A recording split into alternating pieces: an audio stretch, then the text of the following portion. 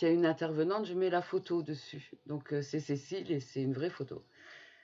Alors, je l'appelle.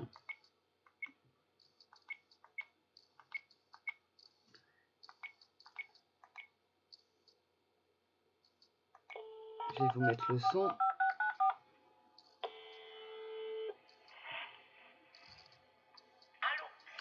Allô Cécile, bonjour, c'est Claire Lune à l'appareil. Vous êtes donc en direct sur Voyance TV, sur Twitch. Donc aujourd'hui, on a envie de vous connaître un petit peu. Alors, à savoir quoi que... Moi, j'aimerais, parce que moi, je la connais, votre vie enfin, je connais un peu votre parcours, en fait. Je sais comment vous en êtes venu à la voyance. Vous m'entendez, là? Oui, très bien. Super. Donc, avant, bah, votre vie de personne, en fait, parce qu'on est tous un peu schizo, on est médium, mais on a une vie perso. Avant de rentrer dans le métier, vous faisiez quoi? Moi, déjà, j'étais à l'époque photographe professionnel. Déjà. J'ai travaillé 13 ans dans le milieu de la photographie qui était reporté justement pour apporter satisfaction aux autres, mais dans le sens leur apporter en leur intérêt du bonheur, qu'ils se sentent bien dans leur vie et dans leur corps, surtout. C'était basé sur la photothérapie, surtout. Et un jour, s'est passé quelque chose. Qu'est-ce qui s'est passé pour que vous sentiez qu'il y ait un changement? Moi, depuis toujours, j'ai senti qu'il y avait quelque chose. Je voyais des choses, je percevais, j'avais des ressentis. J'avais tendance à dire des choses sans savoir pourquoi aussi. Des fois, je disais des mots ou des paroles qui sortaient comme ça de temps en temps. Mais là, c'était à l'époque quand j'étais jeune.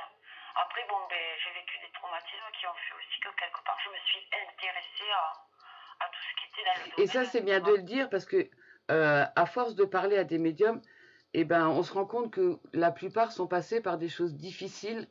Moi, j'ai eu beaucoup de traumatismes. Et oui, et ben, c'est fréquent en fait.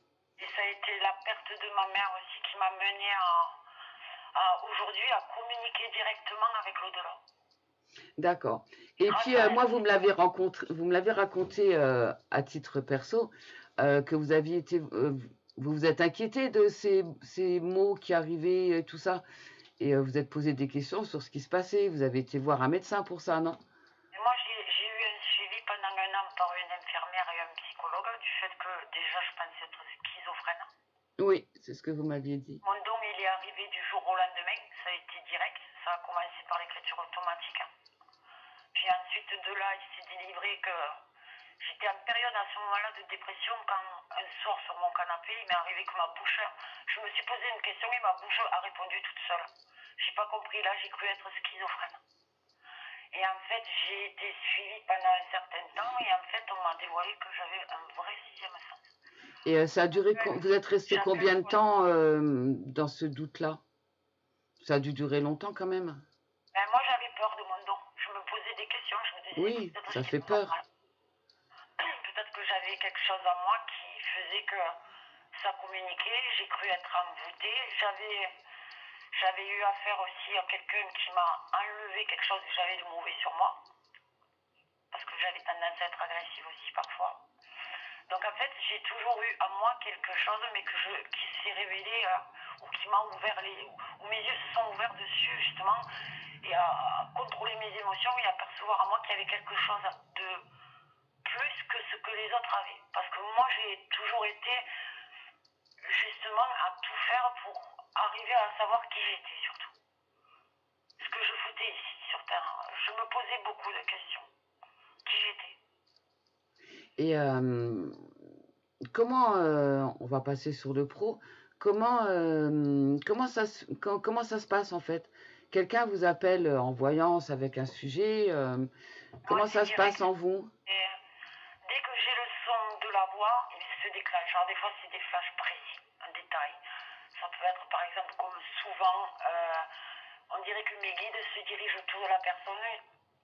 Et c'est comme si on me montrait par exemple la bouche et d'un coup, on me fait comprendre qu'en fait, il y a un problème au niveau dentaire. Donc direct, c'est à 99%, je ne me trompe pas là-dessus. Sur les maladies, je perçois aussi sur le corps des gens ce qui se passe.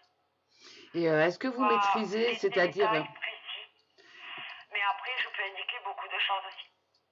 Est-ce que vous maîtrisez, parce que, alors visiblement, vous, c'est des guides qui parlent directement, qui utilisent ils Voilà. utilisent votre bouche, en fait, votre voix, Elle m'a parlé directement. pour parler, Elle voilà. assume tous les sujets parce elle invite la personne justement à être là pour être informée et pour apporter satisfaction aussi.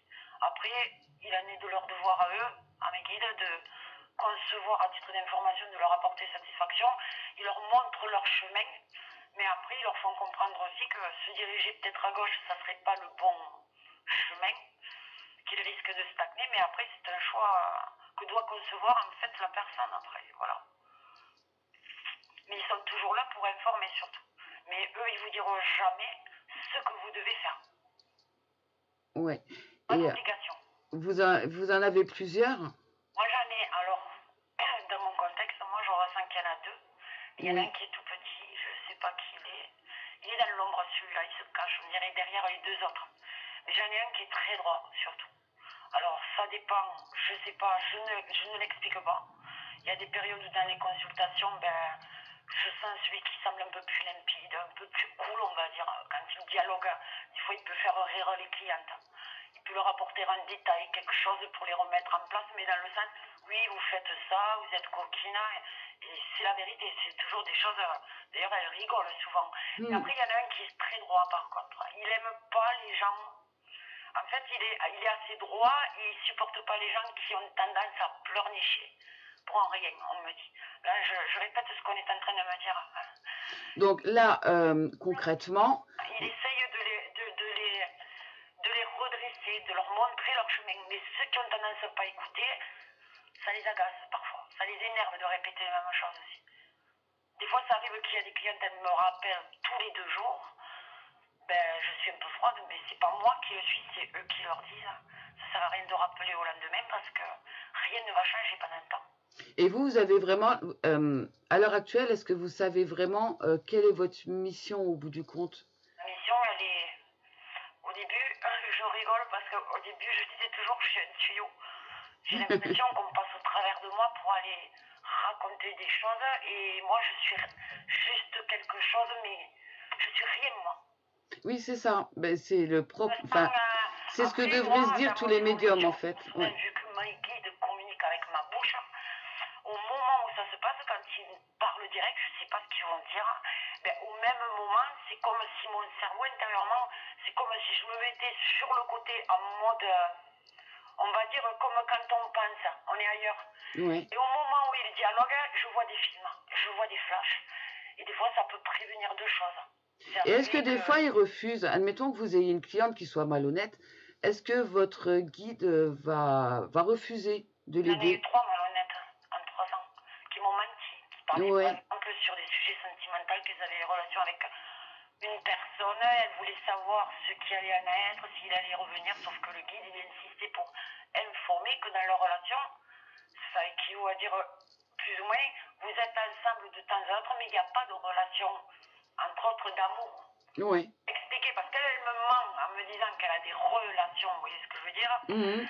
Mais en fait, eux, ils parlent de complémentarité dans la communication, mais il faut bien comprendre. Alors, des fois, quand elles me mentent au bout d'un moment, je suis obligée de couper le guide pour leur informer qu'elles arrêtent que je ne les crois pas. Je me mets en état de colère, je ne suis pas bien. De toute manière, je le ressens.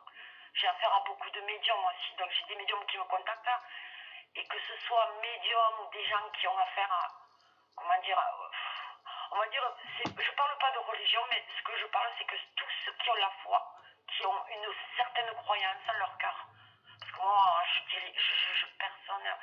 dirige personne, mais à chaque fois que je reçois quelqu'un qui a un cœur pur, mon âme, elle est ouverte à tout sentiment envers l'autre.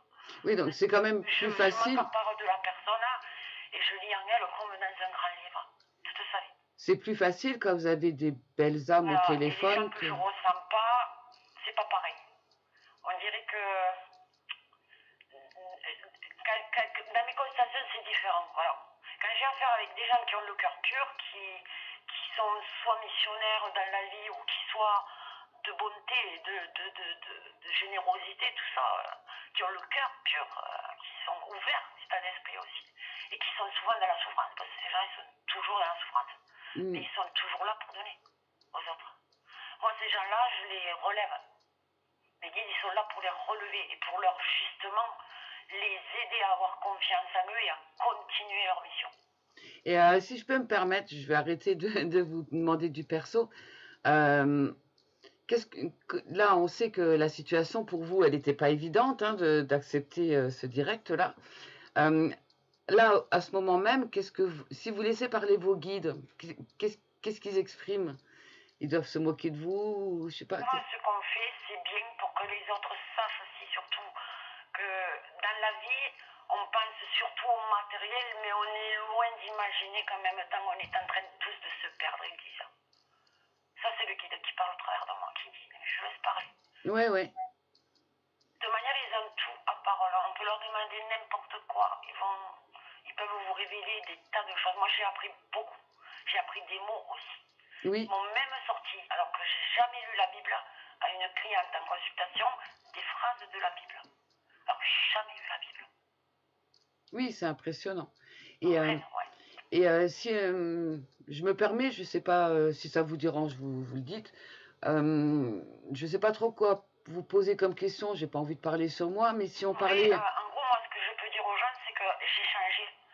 J'étais Oui. quelqu'un d'instable dans la vie. J'étais quelqu'un qui bougeait énormément, mais j'ai appris la sagesse. Parce que j'ai pu révéler mon don et que grâce à mes guides, on va dire, c'est eux qui m'ont ouvert les yeux sur la vie et qui, grâce à eux, ont su m'apporter confiance en moi aussi. Ça, je veux que ça se sache parce que c'est hyper important. Il y en a qui y croyaient, il y en a qui n'y croyaient pas. Moi, les sceptiques, je ne les juge pas, hein, je leur laisse chacun.